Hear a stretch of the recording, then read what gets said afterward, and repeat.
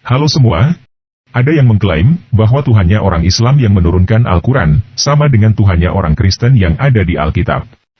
Bahkan ada yang mengklaim bahwa Muhammad adalah penerus Yesus. Tetapi benarkah demikian?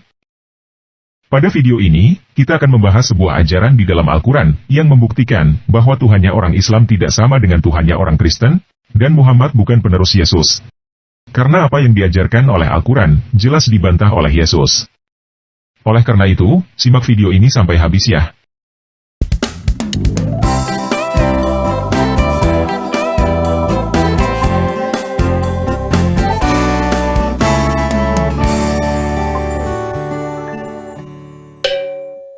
Nah, pertama kita baca ayat-ayat yang ada di dalam Al-Quran dulu ya. Al-Quran Surah 42 ayat 39.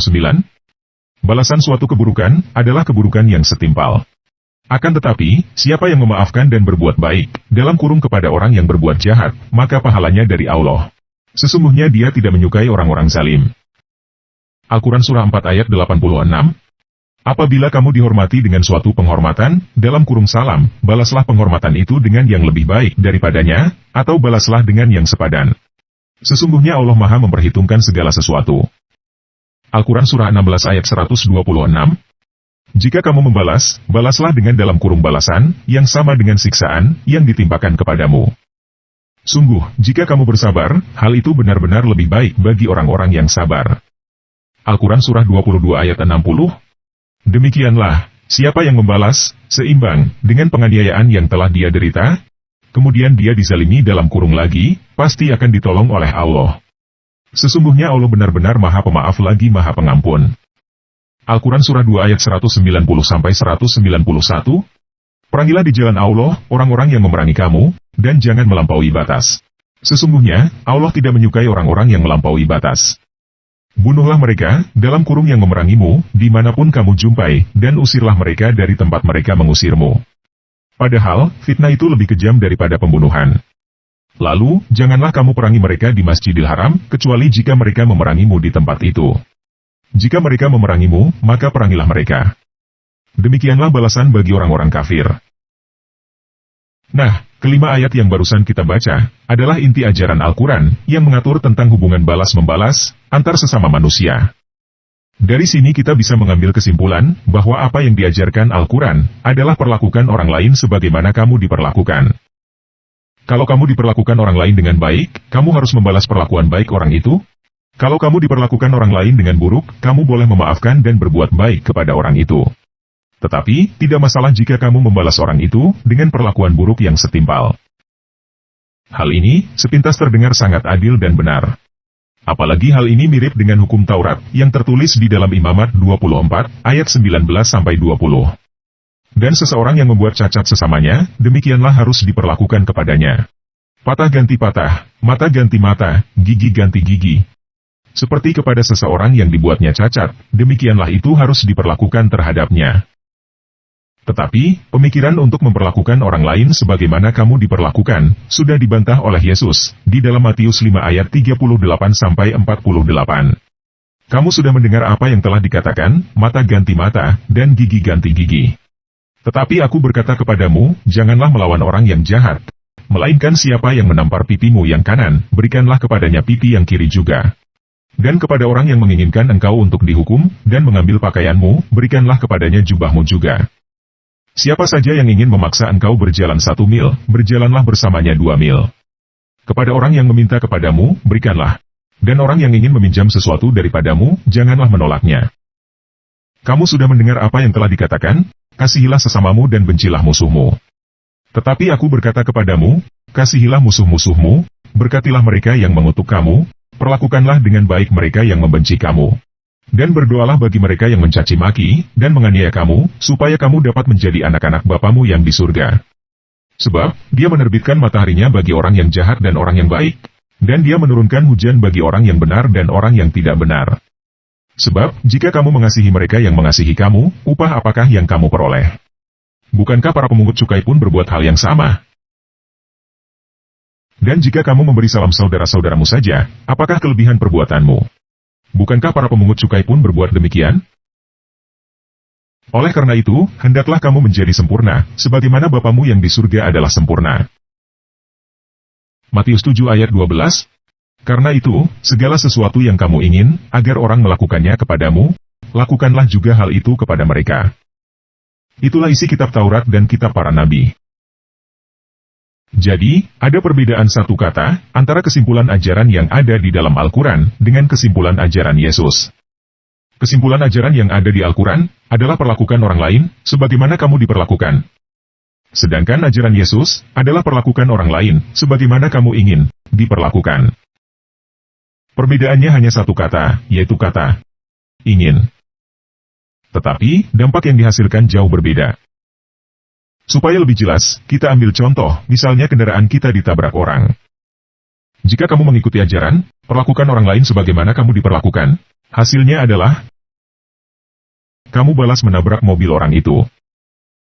Kalau kamu adalah orang yang berpikiran pendek, kamu akan mengambil kesimpulan bahwa itu adil banget. Orang menabrak mobil kamu balas menabrak mobil orang itu. Jadi impas. Tetapi kalau kamu adalah orang yang berpikiran panjang, kamu akan sadar bahwa itu bodoh banget. Dengan balas menabrak mobil orang itu, kita tidak akan mendapatkan sesuatu yang baik, bahkan mobil kita akan semakin tambah parah. Begitu pula dengan membalas kejahatan orang lain, dengan kejahatan yang setimpal. Hal itu tidak membuat kamu mendapatkan sesuatu yang baik, tetapi membuat kamu menjadi orang yang sama jahatnya dengan orang itu. Nah, bagaimana dengan mata ganti mata, gigi ganti gigi, yang ada di Perjanjian Lama? Mata ganti mata, gigi ganti gigi, yang ada di Perjanjian Lama, bukan ayat bagi si korban untuk melakukan pembalasan, tetapi ayat bagi si pelaku untuk bertanggung jawab. Contohnya pada kasus kendaraan kita ditabrak orang, hukum mata ganti gigi itu mewajibkan si penabrak untuk mengganti rugi kendaraan kita yang ditabrak. Jika pintu mobil kita rusak karena ditabrak, orang itu wajib mengganti pintu mobil kita yang rusak itu. Bukan mengajarkan kepada kita yang ditabrak, untuk menabrak balik pintu mobil orang itu. Tuhan dengan jelas berkata di dalam Imamat 19 ayat 18, "Janganlah engkau membalas dendam, dan janganlah menyimpan dendam pada keturunan bangsamu. Tetapi, engkau harus mengasihi sesamamu, seperti dirimu sendiri. Akulah Yahweh." Jadi, mata gigi ganti gigi itu, bukan ajaran untuk membalas kejahatan dengan kejahatan, tetapi ajaran untuk kita bertanggung jawab. Hal ini, jauh berbeda, dengan apa yang ditulis di dalam Al-Quran Surah 16 ayat 126. Jika kamu membalas, balaslah dengan dalam kurung balasan yang sama, dengan siksaan yang ditimpakan kepadamu. Tuhan di dalam Perjanjian Lama tidak pernah mengajarkan orang untuk membalas siksaan dengan siksaan yang sama. Tuhan di dalam Perjanjian Lama dengan jelas berkata di dalam Ulangan 32 ayat 35, "Hakulah dendam dan pembalasan." Dan hal itu dikatakan ulang di dalam Roma 12 ayat 19 dan Ibrani 10 ayat 30. Saudara yang terkasih, janganlah kamu menuntut balas. Berilah tempat bagi murka Elohim, sebab telah tertulis, "Pembalasan adalah hakku. Akulah yang akan membalas," demikianlah Tuhan berfirman. Sebab kita telah mengenal Dia yang mengatakan, "Pembalasan adalah hakku, dan akulah yang akan menghukum." Dan lagi, Tuhan akan menghakimi umatnya. Jadi, apa yang Yesus ajarkan di dalam Matius 5 ayat 38-48, sama sekali tidak bertentangan dengan hukum di dalam Perjanjian Lama. Tetapi Yesus menegaskan, dan memberikan penjelasan, bahwa apa yang tertulis di Perjanjian Lama itu, bukan untuk dijadikan alasan balas dendam. Jadi Yahweh yang ada di dalam Perjanjian Lama, dan Yesus yang ada di Perjanjian Baru, sama-sama mengajarkan, jangan balas kejahatan dengan kejahatan. Tetapi kamu harus mengasihi sesamamu seperti dirimu sendiri. Apa yang Yesus lakukan di dunia ini, adalah memberikan contoh, bagaimana caranya mengasihi sesamamu, sebagai seorang manusia. Supaya kita tidak punya alasan untuk berkata, bahwa kita tidak bisa melakukannya, karena kita hanya seorang manusia.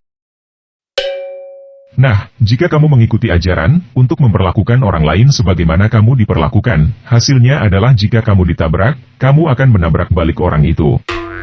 Tetapi jika kamu mengikuti ajaran, untuk memperlakukan orang lain sebagaimana kamu ingin diperlakukan, hasilnya adalah jika kamu ditabrak, kamu akan berpikir, bagaimana kamu ingin diperlakukan, jika kamu yang menabrak. Apakah kamu ingin, orang yang kamu tabrak itu, balas menabrak kamu? Jika kamu tidak ingin, orang yang kamu tabrak balas menabrak kamu, maka kamu juga jangan balas menabrak orang yang menabrak kamu. Apakah kamu ingin orang yang kamu tabrak itu mencaci maki kamu? Kalau kamu tidak ingin dicaci maki karena kamu menabrak, kamu juga jangan mencaci maki orang yang menabrak kamu. Apakah kamu ingin orang yang kamu tabrak itu minta kamu ganti rugi baik-baik? Kalau kamu ingin orang minta kamu ganti rugi baik-baik, silakan kamu lakukan itu. Bagaimana jika orang yang nabrak itu tidak mau ganti rugi? Balik lagi, kamu berpikir bagaimana kamu ingin diperlakukan. Kalau kamu yang nabrak orang, tetapi kamu tidak punya uang untuk ganti rugi, kamu sendiri maunya diperlakukan seperti apa? Apakah kamu mau dipaksa? Apakah kamu mau dipenjara? Atau, kamu mau orang itu membiarkan kamu pergi, tanpa ganti rugi? Apa yang kamu ingin orang lain perlakukan kepada kamu perlakukan itu kepada mereka. Kalau kamu ingin orang mengampuni kamu juga harus mengampuni orang lain. Jadi, walaupun hanya beda satu kata, hanya beda kata ingin, output yang dihasilkan jauh berbeda. Perlu kita ingat bahwa jika kita tidak balas menabrak orang yang menabrak kita, bukan berarti kita pasti tidak akan dibalas tabrak jika kita yang menabrak. Tetapi kita pasti tidak menjadi orang bodoh yang balas tabrakan dengan tabrakan.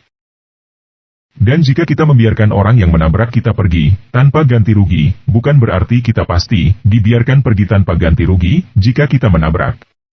Tetapi kita pasti menjadi orang yang lebih baik, seperti yang kita inginkan. Jelas ya? Nah, apa yang Yesus ajarkan ini terdengar sangat bodoh dan tidak masuk akal bagi orang yang berpikiran pendek. Tetapi jika kamu adalah orang yang berpikiran panjang, apa yang Yesus ajarkan ini sangat pintar dan masuk akal. Orang yang berpikiran pendek lebih suka ajaran untuk balas menabrak orang yang menabrak kamu karena hal itu memuaskan emosinya. Dia tidak memikirkan apakah mobilnya akan menjadi lebih baik atau lebih parah dengan menabrak balik mobil orang itu. Yang penting, orang lain merasakan ditabrak seperti yang dia rasakan dan dia puas dengan hal itu. Selain itu dia mengira bahwa dirinya adalah orang yang benar dan pintar, padahal dia adalah orang bodoh yang mempunyai kecerdasan emosi yang rendah. Sedangkan, orang yang berpikiran panjang bisa mengendalikan emosinya dengan bijak. Oleh karena itu, dia mampu untuk memikirkan konsekuensi dan masa depan, sehingga kehidupannya lebih baik. Selain itu, jika kamu adalah orang yang berbuat baik kepada orang yang baik kepada kamu, dan berbuat jahat kepada orang yang berbuat jahat kepada kamu, apakah kamu layak disebut orang baik? Atau kamu lebih layak disebut sebagai orang yang tidak punya integritas, dan bisanya cuma ikut-ikutan? Orang yang layak disebut sebagai orang baik itu, adalah orang yang berbuat baik, kepada orang yang baik dan orang yang jahat. Walaupun dia diperlakukan dengan jahat, dia tetap berbuat baik. Itu baru layak disebut sebagai orang baik. Sedangkan orang yang berbuat baik kepada orang yang baik, berbuat jahat kepada orang jahat, tidak pantas disebut orang baik. Karena orang paling jahat di dunia, yang kamu tahu, juga berbuat baik kepada orang yang baik kepada dia. Jelas ya? Nah, katanya, di akhirat nanti, orang-orang baik akan masuk surga, dan orang-orang jahat akan masuk neraka. Jadi saya mau mengajak kamu berpikir yang lebih sederhana. Ada dua kelompok orang. Kelompok yang pertama, isinya adalah orang-orang yang selalu membalas kejahatan dengan kebaikan. Kelompok yang kedua, isinya adalah orang-orang yang bisa membalas kejahatan dengan kejahatan. Orang yang selalu membalas kejahatan dengan kejahatan, berada di kelompok yang kedua. Kamu mau berada di kelompok orang yang mana? Kita tidak perlu tunggu mati dulu, untuk tahu, bahwa kelompok yang isinya, adalah orang-orang yang membalas kejahatan dengan kejahatan, adalah neraka. Tempat sebagus apapun, jika isinya adalah orang-orang yang membalas kejahatan dengan kejahatan, maka tempat itu akan menjadi neraka. Kalau saya tidak mau dikumpulkan bersama orang-orang yang membalas kejahatan dengan kejahatan. Di dunia ini saya tidak mau, di akhirat pun saya tidak mau. Saya maunya dikumpulkan bersama-sama dengan orang-orang yang membalas kejahatan dengan kebaikan. Oleh karena itu, di dunia ini saya mengikuti ajaran yang mengajarkan untuk membalas kejahatan dengan kebaikan.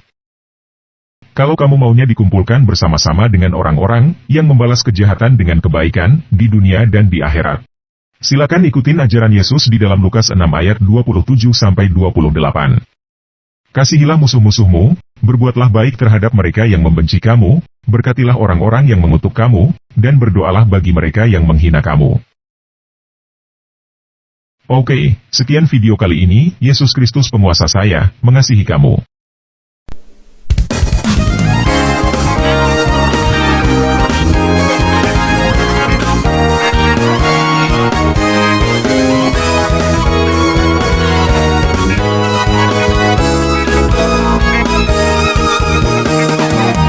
Hanya satu jalan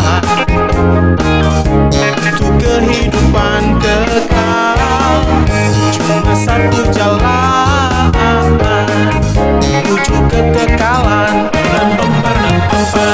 Hanya satu jalan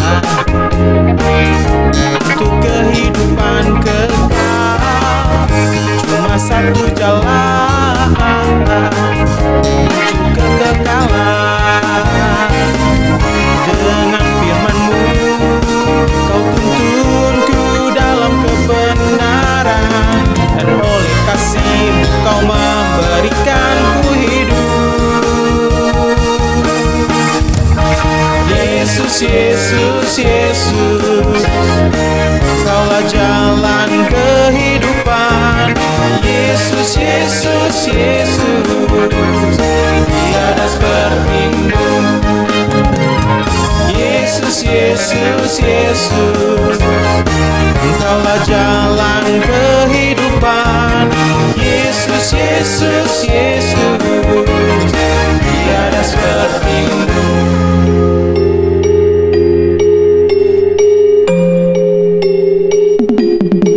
Let's get it! Hanya ada satu jalan menuju kekekalan. Arahkan, fokuskan pandangan pada firman sumber kehidupan. Yesusku, Engkau segalanya, berkuasa selamanya. Jalan satu-satunya, tiada bandingannya dan tiada duanya.